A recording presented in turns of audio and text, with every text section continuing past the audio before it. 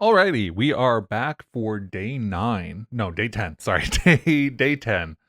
I did go back and do a union find for day 8, but my benchmarks here, as you can kind of see, didn't improve from using that. So I just kind of found that interesting. I ended up using the union find from Petcraft. I did try a different crate that was a union find crate, but they both felt a little bit clunky to use. It did reduce a decent amount of the code that I had written. So all of the code around actually doing unions is basically now ripped out. And just to show that I am actually using the union find versions in the benchmarks. So I don't know. I know my solution is slower than it could be for day 8, but just dropping a union find in here doesn't make a whole ton of difference. So let's create day 10 and get into it. Day 10 factory. Joltage requirements, indicator lights. Looks like a bit of a parsing problem there. One machine per line. Each line contains a single indicator light. So here's our indicator light. Here are button wiring schematics. And here's joltage requirements. To start a machine, its indicator lights must match those shown in the diagram. Dot means off and hash means on. The machine has the number of indicator lights shown, but its indicator lights are all initially off. Which is kind of funny, because like if we're gonna parse that in, does the puzzle input have... Yeah, okay. So I guess for part 1, we don't need to care about that, but for part 2, we might. Okay, so this is the goal setup, basically.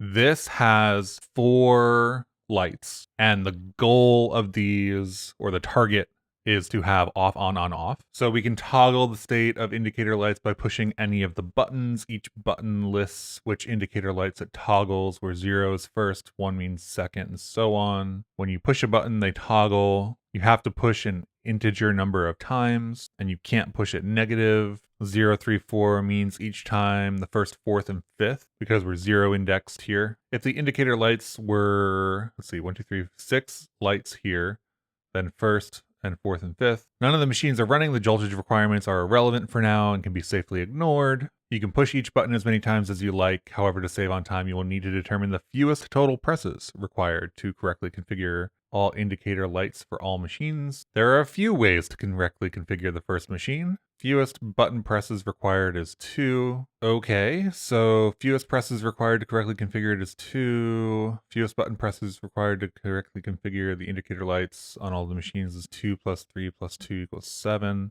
The fewest button presses required to correctly configure the indicator light. So I guess for part 1, what we can do is build all of the... I guess we kind of have to figure out when this loops, right? Where do we start? So obviously we start with like some kind of parser here. We need to get this data in somehow. So maybe we just start off with that and we think a little bit about it as we're parsing it. I kind of don't know where we're going to go with this, because I guess we have an end goal, and I guess in theory, due to the problem setup, they might all end up on that at some point, no matter what order you push them in. I feel like the actual input is going to result in some like ridiculously long sequence. There's not that many button press sequences, or there's not that many buttons to press, I should say. But that doesn't mean that we'll have a short length. Once we find one length,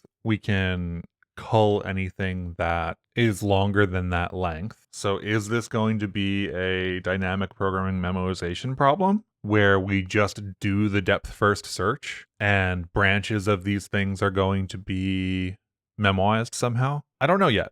Let's find out. Let's write our parser first. And what are we calling these things? Machines? I'm going to return a machine from this, or a vec of machines from this. And machine is going to have... Well, there's going to be an enum as well. Status lights are either on or off. A machine has...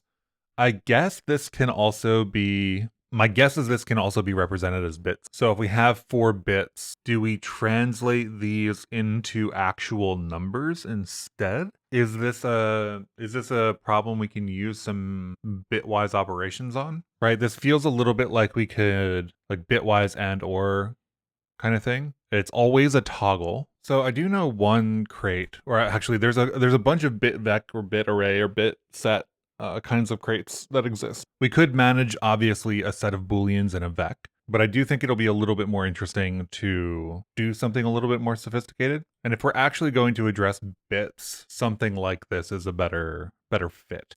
Partially for size constraint reasons, like if we were using, let's say, like a U32 or something to store the individual like values, like 0 and 1, that is like 32 bits instead of 1 bit. If we were using a single number that was like a U32, then we're locked into using 32 bits, even though we only need 4, and things like that. So really what I'm going to reach for here is a bitvec. And I'm really just going to do that because I don't want to over-optimize. I don't want to try to force constant generics or something like that, or try to force arrays before I really understand what's going on here. And a vec lets me work with the ownership a little bit nicer. In this case, bitvec has exactly the same API as vecbool, which is really cool. So as we're doing this, we can definitely, I'm going to paste in a little bit of like scaffolding code here. It's going to be something like goal, many one buttons, or many one button, I guess, and joltage parse input, just to be kind of clear about what's going on there. Then we're going to have to take this and turn it into a machine. So we're going to have to map here. So I'm going to do this for the moment. So I've got these parsers broken out. The goal then is a delimited, and I just realized I didn't actually install bitvec. So let's grab bitvec here. I guess I will add it to the root. So I should be able to go, well, if I can type today. So I'll bring bitvec into scope. In this case, we also need many one here. Many one is interesting. So we have our input here. We have what is effectively a delimited set of off and on values. We have delimited sets of, I guess I'm going to turn these into separated lists. So these are going to turn into their own vec, mostly because I want to treat them all as the same and store them in the same place. And thus treating them all as vecs is kind of like a reasonable thing to do. And then we have another thing that is wrapped by these parens. So starting here, and we're going to have to deal with the empty space as well. But so goal is this, right? This is delimited. I guess since we're going to pull in complete car, these can be complete car as well. And then alt comes in, and this needs to also be a car. So we have delimited by square bracket, dot, hash, and square bracket. And this parse is telling me it has an issue, but I don't know that we really have an issue yet. This is just saying that we don't have the parser trait brought in to scope. And this is saying that we don't have the error type recognized here because we aren't actually returning this value. So we are planning to map over this. And if I do something like with the question mark here, then we will get these values. I feel like if we're going to do many one, we can do a fold here. So if we do a fold many one instead, then we can start our bitvec, right? Fold many one, parser, bitvec new without calling it, just the function to create one. And then we have our bitvec here. We haven't brought this into scope, so we can do that. And this is going to be some car, right? And the question becomes, how do we actually work with a bitvec in this way? And I think we're just going to push these in. So it has the same API as a vec, right? So what we've got here is not a failure to communicate, but a item which is a character. So this is either going to be a, there's something wrong with the bitvec there, but we'll check that in a second. This is either going to be dot, which is 0, or it's going to be hash, which is 1, and otherwise we've messed up horribly and need to panic and crash. So these are supposed to be bools, so we'll do true and false here. And bitvec new cannot infer type of parameter t. So if we look at the type here, t defaults to usize. I wonder if we actually need to even set LSB. I think we can just set usize. And that looks good to me. We'll see if this works. We could write a test to make sure it works, right? That's one of the nice things about having it like this. But I think actually this is just our parser. This is not a vec of bitvecs. This is just a bitvec. So here's our bitvec parser. Goal delimited by square brackets, fold many with a parser that takes either a dot or a hash. We instantiate a new bitvec and then push these values into that bitvec. Button then, individual button would be, let's see, we want a vec of, I guess, vecs here. Let's do U32s. I'm debating basically whether I want to parse this into another bitvec or I want to parse this into a vec of the number. If we parse it into a bitvec, We potentially have the opportunity to do some kind of nicer API because we will have basically the bitvec that we are working on and all of the ones in the bitvec. But I don't think that there's going to be a flip if the incoming value is one operation to perform here. I think we're going to have to write that ourselves. So in that sense, really what we're going to be doing here is getting a value and flipping it. So I think this is just going to be a vec. I think that makes the most sense. So if we go with a delimited separated list, comma, complete U32, the only question I have is whether this 3 is actually going to get picked up. Alternates between two parsers to produce a list of elements, fails if the element parser does not produce at least one element. And here's the test case that proves that if we have a input that doesn't have the terminator, or the separator rather, then we will get one element. So I'm happy with this. This is our button parser. And then joltage is going to be the same thing, which is basically going to be delimited with a different character. And I guess a vec of U32s. I feel like this needs to be a bitvec. I feel like the joltage specifically, I don't know how we're going to make use of this later. So I'm going to keep it as a vec because those numbers are not bit in my mind right now. They're just vec. So for parsing, before we know what part 2 is, we have to parse them as U32s, which is basically the same thing. So we end up with a parser for this, a parser for this, and a parser for this, which means that we need to account for the space between them. And this needs to account for many of these being here. They all, as far as I can tell, do have many, so we don't need to care about like potentially having 1 and or like potentially having 0 or something like that. So there's kind of like a couple ways to think about this. We really want to drop the space, right? We could throw in a parser like this and try to stuff everything into a tuple and then try to figure out what to drop or not. But many people might find it easier to actually write it like this. So I'll throw in a little tracing thing down here as well. So this is a little bit more verbose. If I get rid of my little Rust format thing that puts this on a new line, we end up with like goal space, separated list space, joltage, right? And this is pretty straightforward to read, if a little bit more verbose than the way that we've been writing it. The method of like using combinators, I guess, is the way that I would frame the approach that I'm using in goal. Works really well for things that are individual units, right? If this is a delimited whatever with some stuff inside of it, then we have the combinators to actually express that. This is more of a, I'm going to parse a bunch of things, and as I parse them, I'm going to pass through the input to the next thing. This can work in more complicated scenarios, or if you're having just like trouble finding the right parser. And then obviously there's also functions like and then or and on these parsers. So you can do some parsing or use like recognize or something like that, and then do more parsing on that output. So there's a couple of ways to write this. You don't have to write things in like this very combinator way.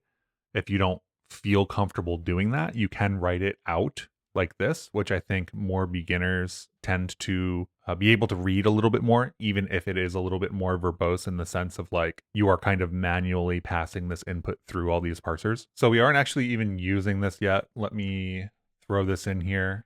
Technically nothing's going to log out there because we haven't created machine yet, but I'm just looking at the kind of output here first. So we end up with our goal set, which is a bitvec of 4 bits that has 0, 1, 1, 0, which is what we want. It has buttons, let's see, where's our input here? It has buttons 3, 1, 3, 2, 2, 3, 0, 2, and 0, 1, which is what we want. And then it has a jolt of, or a joltage of 3, 5, 4, 7. We aren't using joltage yet, so we're not really concerned about what this is parsing as, but this gives us that full kind of expression here. And then the thing that we really want here is goal is going to be a bitvec, right? I think we said this was usize, right? And this machine is a goal, some buttons, and a, let's say, we don't need status light here anymore either, and a temporary jolt of a vec of U32s, right? So we have this machine. We are going to want to like initialize this to 0. So if we impl machine here, we can have a function that is like initialize. We basically have 2 options here. Like one, do we want to build like the API that you would get machine back and then have some other stuff?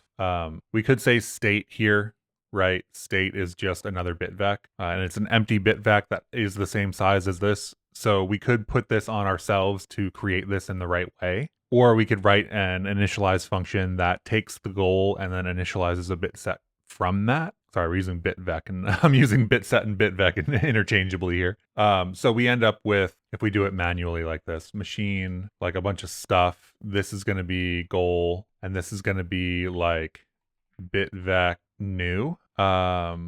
Can we set the size here ahead of time? That's my real question. I don't think we get to use the macro like this. And this parser really returns a single machine, so we're gonna go with that. I think this vec, well, first of all, we aren't importing it, so let's bring it in. So I've changed this to return just a machine. We need one more parser here, so I'm gonna call this machine and call this machines.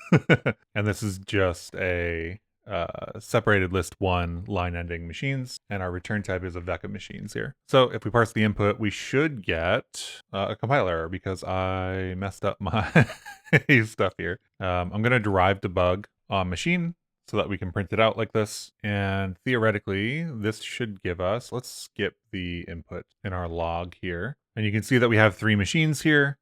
I'm fairly confident that these are going to be correct in general. Our state here is a 4 capacity bitvec, all initialized to 0.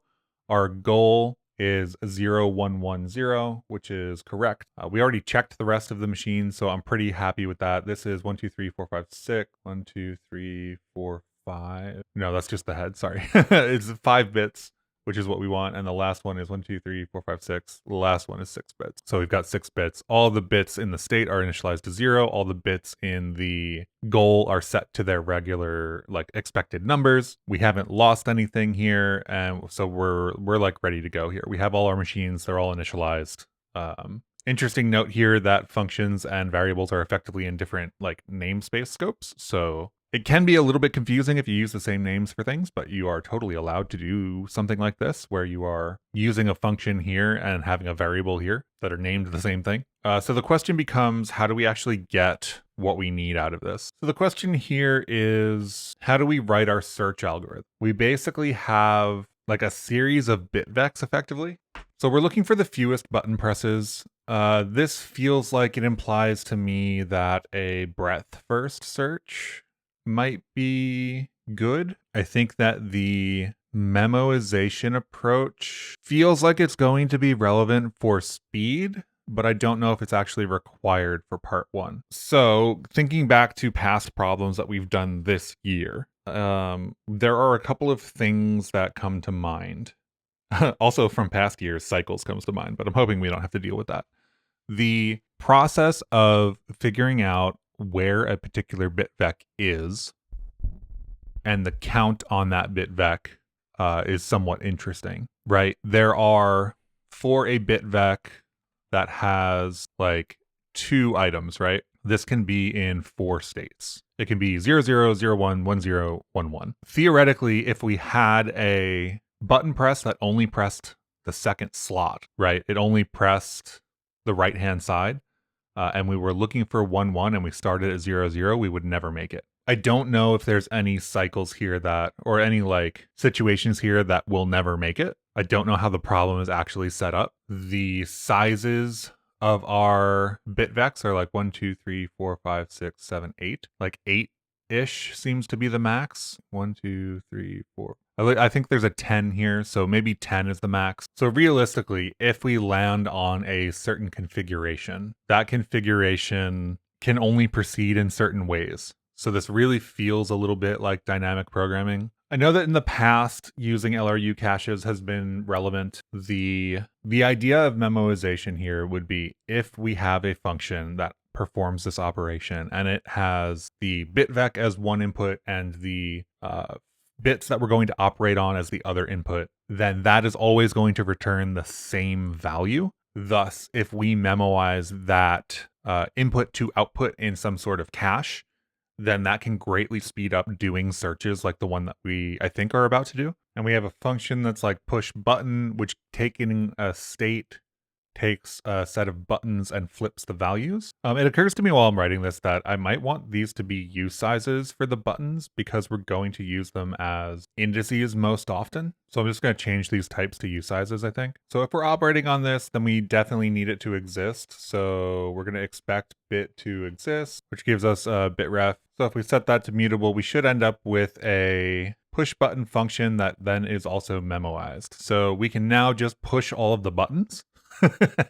So the other thing that I'm thinking about is we need the actual number of presses. So we could have a secondary structure that basically holds a max of all of the options, right? If we have a hash map of bitvec usize to usize, and we basically update this with all of the bitvecs we've seen at some point and the length that it took to get there, then we can just keep iterating over effectively this hash map. The only concern that I have is basically like, if we just do like a depth first search, is there going to be a situation in which that never resolves? Actually, now that I'm thinking about this is basically a giant graph. We could model this as a bitvec graph with edges that are the operations. We don't really want to build that whole graph, I think, even though that graph feels pretty small. So if we think about doing effectively like 10 coin flips, right? Like 0, 1, 10 times, then we end up with 1024 potential places to be, which doesn't sound like a lot to me. Maybe I'm thinking about the amount wrong here, or maybe I'm just like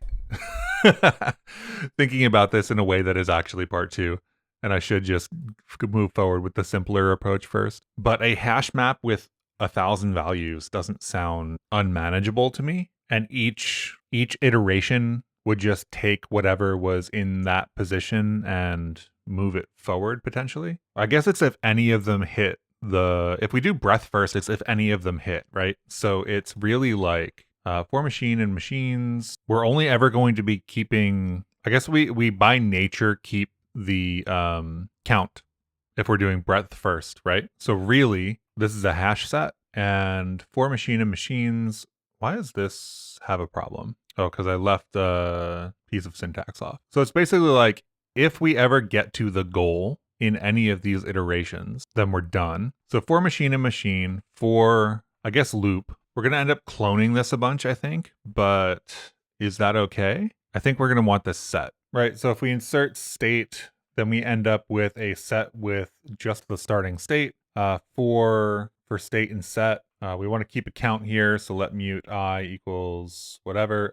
This could technically be like an infinite iterator dot find, right? 0 dot dot into iter dot find. What I'm going to loop it for now. So we take our first iteration for every state, which is just the starting state at this point. I guess this is really like set.intoIter, right? Collect. So we're going to set the new set to the old set into iter collect, and we are going to flat map this. We're going to have a bitvec here, and this bitvec is basically going to be for button in machine.buttons. What do I call this? Press button or something?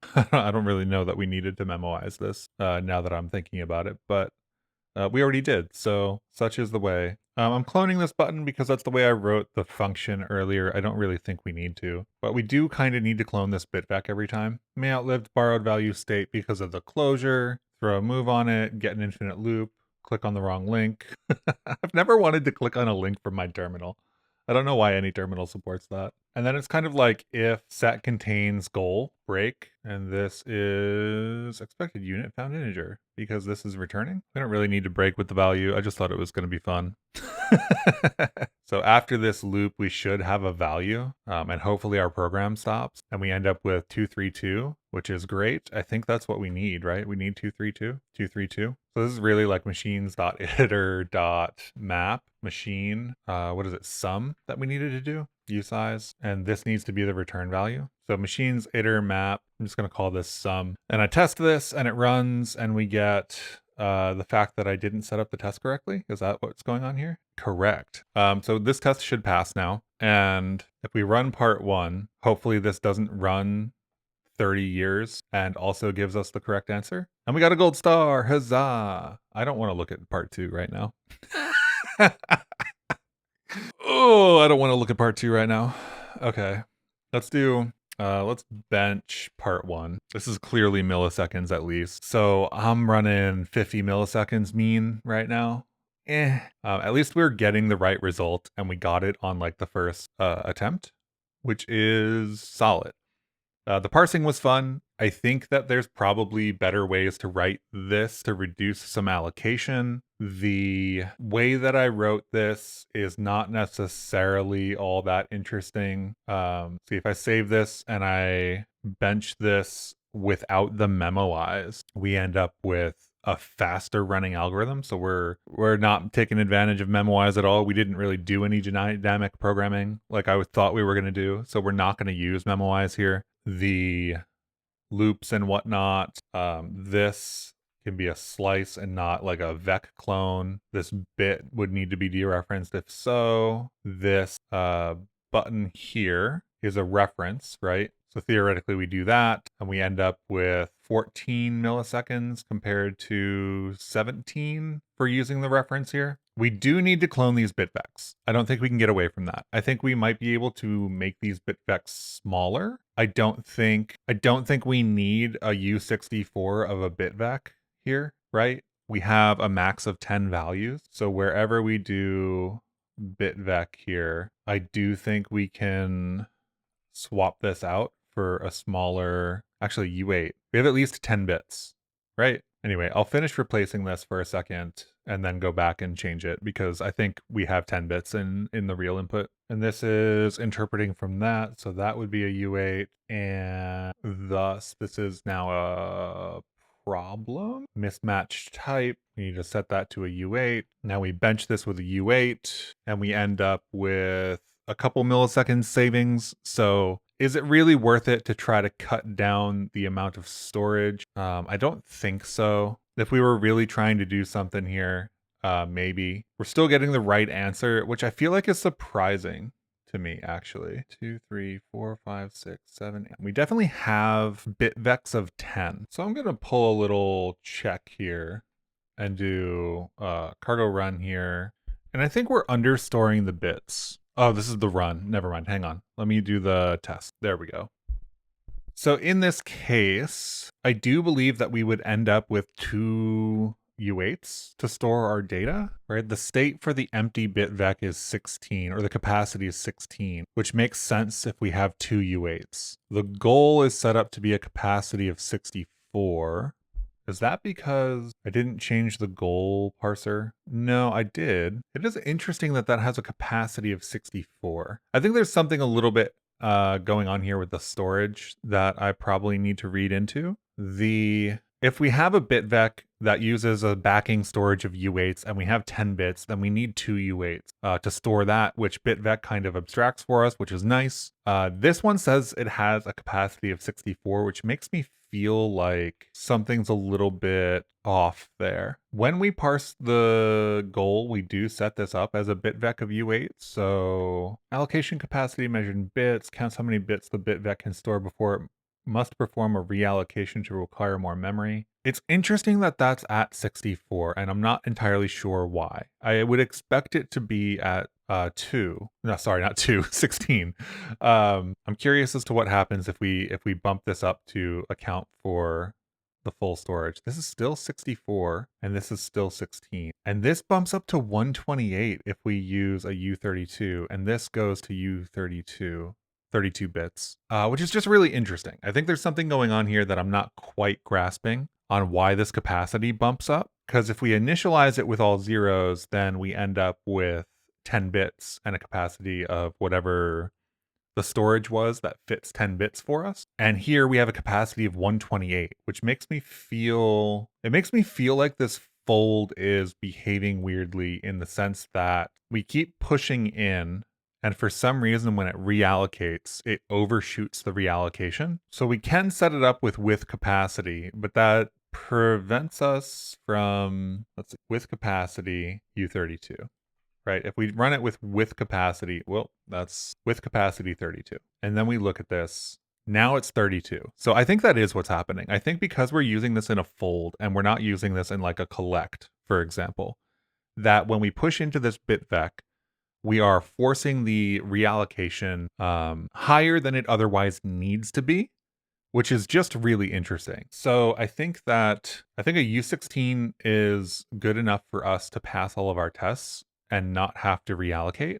So this is capacity 16 now, and this is capacity 16. And if we run our test, it should pass. Ooh, it does not pass. Why does it not pass? Oh, because the input, I was messing with the input of the test itself. Turns out it doesn't pass if, it doesn't have the right input. So now if we cargo run, I know I'm spending way too much time on part 1 here, but I'm just curious and also kind of interested in showing off that you can actually look at things like this and detect them and make changes. This is now using 16 bits, which bumps us to 14 milliseconds. So I think I want to change this to U8s still, because most everything that we're storing is actually in, oh, that's wrong.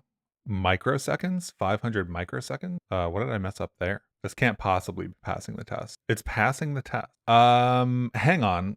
Please hold for a second. U8 versus U16. This is 16 milliseconds, just to be clear. Right? This is millisecond. And well, let me run this so that we get the output. This is 502, right? On the actual run of part 1, we get 502 with 16, with a ton of milliseconds. And when we switch to U8, this still runs. Oh, there it is. There it is. It's cutting off. Okay. That's what I wanted to see. I was going to be very surprised is what was going to happen here. Joltage, I guess, doesn't really matter. We still aren't dealing with that. Bitvex, U8s. Are we cutting anything off that shouldn't have been cut off? Like, I just wanted to change the bitvex. I wasn't really checking. If we changed, for example, the parsing for the buttons, which is still U size, so I think we're good there. That's interesting. Changing the joltage cut everything off. And I think that's probably because our input became different, but we aren't using joltage. So I'm not exactly sure where that came from. But we are running back on track now, and we bench at an appropriate like 10 milliseconds, 11 milliseconds. So apparently using bitvec with U8 storage with a capacity of 16 for our goals here works well enough to like. The reason that I did it this way is because this was allocating too much for the goals, which wasn't a huge problem. Like the goal storage size was not a huge problem. I was just interested in running through it. So there's probably more to do here. Realistically, we are doing a fair set of manual, like individual bit operations here. I am cloning these bitvecs quite a bit. The backing storage, of course, is just like U8s or like a U16 or something like that. So it's not that big of a deal. So we are slow with room for optimization, I believe. I do believe that there is a way to handle this with just the bit operations. I'm just not very good with bit operations. If you solved part 1 and you used like XOR or something, let me know, because that's what I'll be doing in my refactoring later is trying to look for that.